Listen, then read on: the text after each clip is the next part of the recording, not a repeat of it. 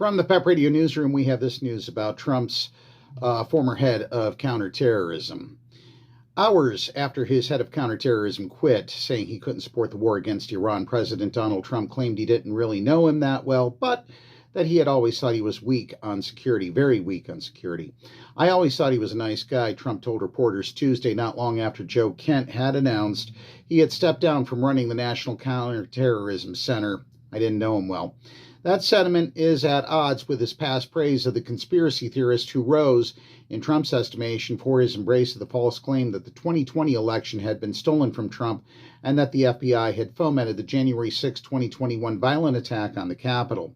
In fact, Trump's endless lying about a stolen election enraged his followers, and he himself asked them to converge on Washington, D.C. on the day of the congressional election certification.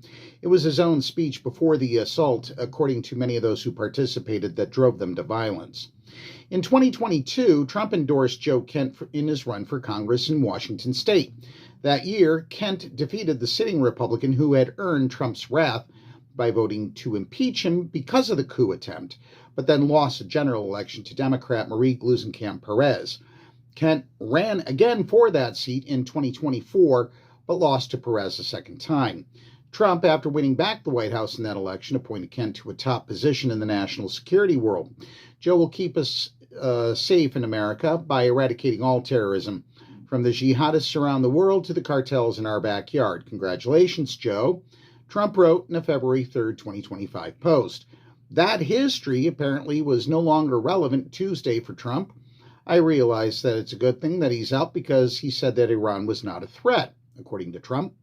Kent had cited his opposition to Trump's 17-day war. I cannot, in good conscience, support the ongoing war in Iran. Iran posed no imminent threat to our nation, and it is clear that we started this war due to pressure from Israel and its powerful American lobby. He wrote in a social media post that included an image of his resignation letter.